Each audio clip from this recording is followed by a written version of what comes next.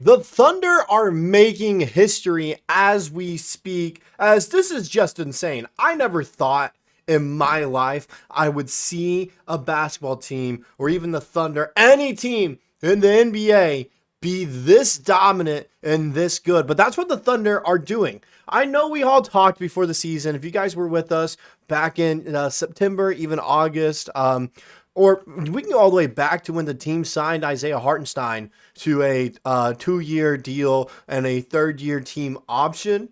When we all were talking about like, oh, what's the record going to be? And we were all talking like, we could see him getting to 60 wins. The West is really tough here. Maybe even getting to that 65 mark. That's where we're seeing them cap.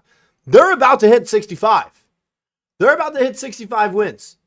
Then this team has been better than we thought. Some games that we all thought would be close turned into blowouts. SGA is looking like an MVP candidate. Dort is a DPOY candidate. Jalen Williams is emerging as a true second star. Chet Holmgren starting to get his footing back. And the role players on this team are looking like solid players, even borderline stars for other teams. So we're going to take a look at everything that has culminated to make this Thunder team one of the best teams of all time, and even ask you guys a strange question at the end that relates to this team and the success that has been going on. Before we get into all of that though, quick moment to recognize that around 65% of you guys that are coming back, watch these videos, are not subscribed to the channel.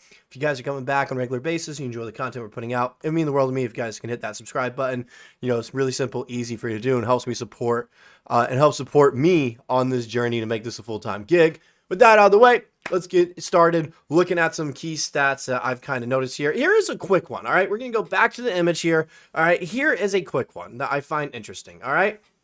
Insane stat. The OKC Thunder, and this is history right here, folks. The OKC Thunder hold the best record in NBA history against the opposite conference at 28-1, and they still have a game against the Detroit Pistons, which could make them 29-1, considering the amount of injuries Detroit is dealing with and now all the suspensions that they are dealing with. All right, it's a Lindy Waters revenge game if you want to make it like that, where it's going to be his first or second time coming back to OKC, I believe, and he's with the Pistons now. He's going to get substantial minutes. All right. This is an easy game the Thunder can win, where they can even rest some of their main guys to go out there and get a victory against the Pistons, which could even push them closer to reaching their goal of 70 wins. This team has been crazy with stats like that. There's also a ton of other stats when you look at it. They've already clinched a playoff spot, while other teams, like they clinched it a while back. They clinched the 1 seed a while back. No other team in the Western Conference has clinched a playoff spot. No other team. Not even the 2 seed has clinched a playoff spot. All right? They haven't done that yet. They could still somehow fall to the play-in. Now, 2 more wins or so, I think they could clinch that playoff spot if my math is correct. But still, that's a crazy fact to think of. Like, oh man. Like Houston, who is second, I believe. You guys can check on the base bar there later on. I don't know who's second right now. I believe it's like a Houston or LA, somewhere around that range, where they haven't clinched a playoff spot. That is insane to think about. Another stat right here. All right. The OKC Thunder have outscored teams by 1,002 points this season. They're 5 points away from the NBA record with 7 games left to play. Think about that. And I'm thinking about it. They've outscored teams by 1,000 points.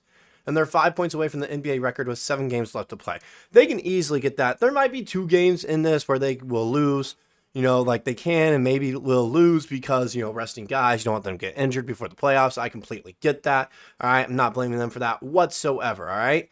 There's also a world of possibility that they finish out the season without losing a single game and get to 70 wins. There aren't many teams all time that have gotten to 70 wins. I think there's only 2 right now, if my memory serves me right, and that's the Chicago Bulls and Golden State Warriors. And we know which teams those are. 70-12 Bulls, I believe. 70-12, is that correct? And the 73-9 Warriors? 72-10 Bulls, my bad. I got it correct now there. But that's just absurd to kind of think about, that this team is on pace to join some elite company. We've talked about net ratings and all that before with the team. Right now, I think they have the second best net rating of all time.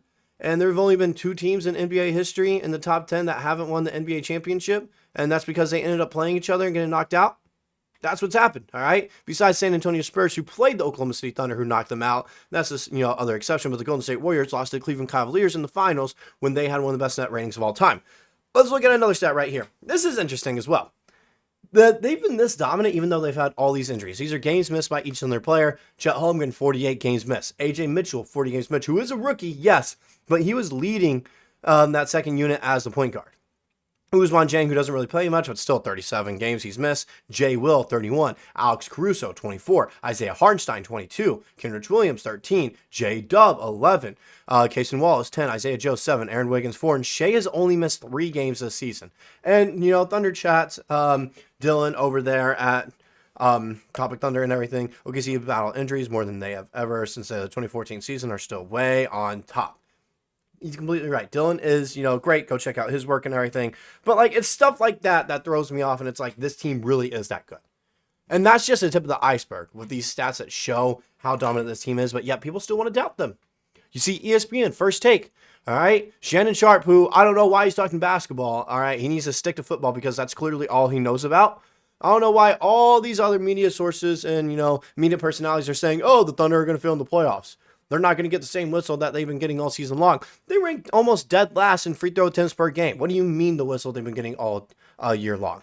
All right. In fact, the playoff whistle is going to help them because how physical they are on defense. Let's look at another stat right here. All right. Top 10 in net rating in the 2025 NBA season. I know I mentioned team net rating. This list is dominated by Oklahoma City Thunder players. All right. Shai Gilgeous-Alexander has a net rating 16.8. Chet 16.5. Kenrich 16.5. Jay Will 16.4. So on and so on. All right, lowest guy on this list on the Thunder is Isaiah Hartenstein, who has a 13.3, which is still damn good. Still damn good. And Luke Cornett's somehow on this. Shout out Luke Cornett, I guess. But it's just absurd that it's the role players playing up to this ability. Looking at all these guys, Aaron Wiggins, Isaiah Joe, Jay Will, Isaiah Hartenstein, Alex Caruso. I'm telling you, you put Aaron Wiggins on the Brooklyn Nets, he might be an all-star. Put Isaiah Joe on the Brooklyn Nets, he might be an all-star. Those are the kinds of players that Oklahoma City has built up through the years, and it hasn't been through free agency or anything. Isaiah Hartenstein, the only guy through free agency, and a few guys through trades, like Shai and like Alex Caruso right there. Everyone else has been here through the draft. And that's what's happened. They've been here through the draft, or they signed as a rookie free agent, like Lou Dort, all right? Undrafted free agent there.